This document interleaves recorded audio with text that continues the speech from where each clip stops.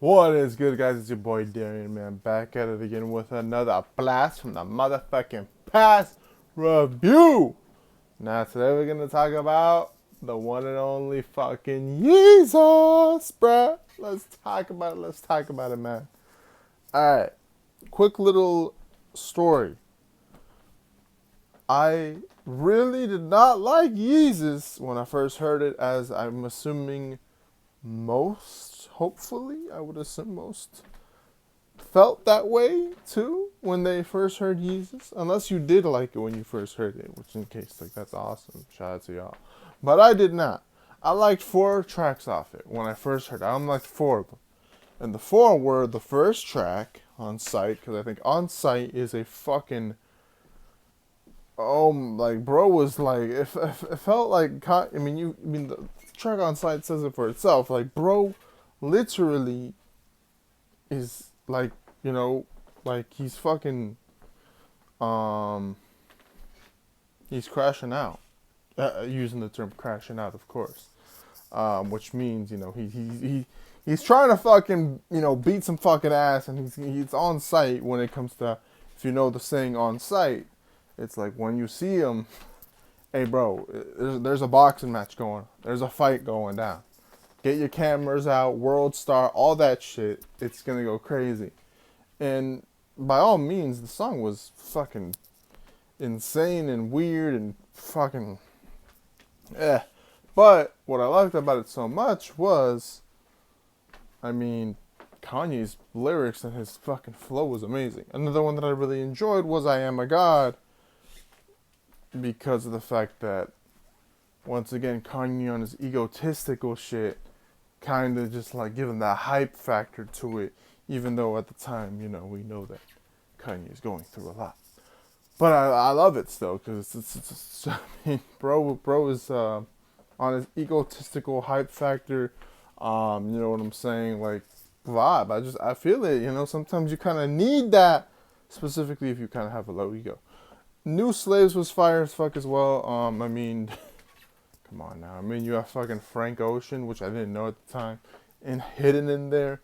And it's just such a crazy, enjoyable, just, I know it's at the time during, obviously what happened with him and, what the fuck? What was that interview? The I can't remember bro's name. Bro, why am I so...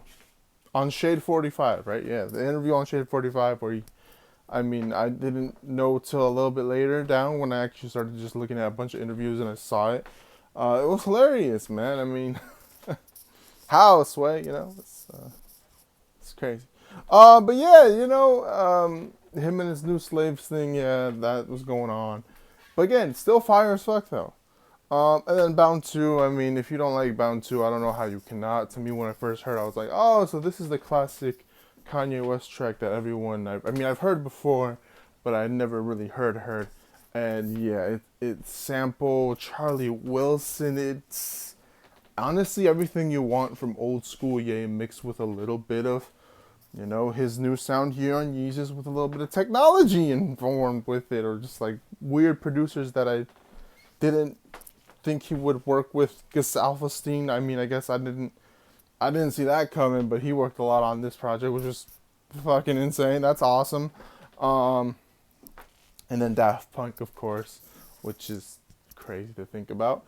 But yeah, first listen, I didn't really like everything. I just like those 4 specifically.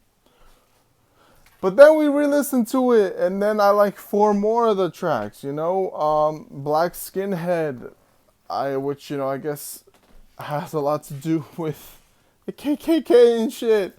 I didn't know. Again, another track that was like way weirder than anything else on this fucking album, and definitely it definitely gave you fucking weird vibes for sure. Like, it felt like very, like, you could make a whole little film out of this or something. But it's really good. I don't know what it's fucking amazing. It sounds really good. I'm not gonna lie, the chorus help a lot, but it sounds awesome. Hold My Liquor, a Chief Keef on it. I forgot someone else was on. Oh yeah, Bonnie Vare. Um, yeah, that grew on me a lot. It's still really a good track. I enjoy it a lot. I'm in it. I mean, hey man, My Beautiful Dark Twisted Fantasy was like, hey, that's the next thing we're gonna talk about. Was right near there. Come on, man. I mean, Kanye and his porn vibes. It's just there, man. It's just there, and it's catchy. It's a vibe. Blood on the Leaves, also a track that I really had to enjoy. Come on, man. Blood on the Leaves. Come on now, bro. It's production's crazy on that track. Um, it's just a classic. It's a classic, man. And the way he integrated, in my opinion, this sound, this crazy sound, mixed with, to an extent, you could say his auto tune from 808s and Heartbreaks, is what made this album so good for me. It just felt like a perfect blend, in my opinion. A perfect blend that just grew on me a lot.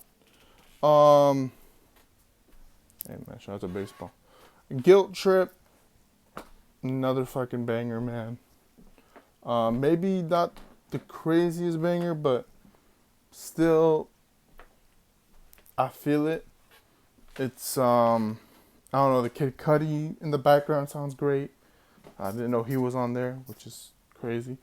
And yeah, it's a vibe. Send It Up was probably the song that you could definitely not enjoy, but if you think about it, kind of like I'm in it. It's just it's not the exact same, but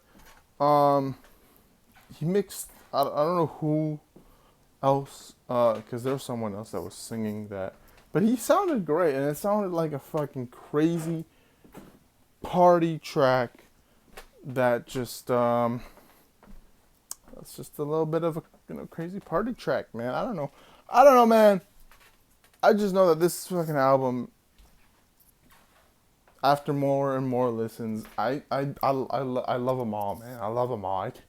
I can't not have a worse track here. I can't. You know, it's honestly just so fire. And I think it's really an underrated ass fucking Kanye project, because to me this, besides 808s and Heartbreaks, this was the other album that really was not, like, no one really could understand if they really loved it. You either loved this project or you hated it, in my eyes. I think that's what, the reviews out there were saying. You either love it or you hate it. I don't know what else to say. You either be like, oh man, this is a classic because it just did something insane in what you did with the production and just the way Kanye was mixing not only his hype factor from his past works, but he was also mixing his, like, I don't know, man. Not just that, but he was also mixing some. I mean, it was kind of like the start of the new era Kanye in my eyes. I mean, definitely started some new after you get your college dropout, your late registration, that Kanye. We have Yeezus and 808s and Heartbreaks and My Beautiful Dark Twisted Fantasy. This was like a different era of the Kanye himself. And yeah, man, I think he started off great. I don't know, but let me know what you guys think, man. You love this? You hate this? I just think it's underrated, man. I think it's underrated. Next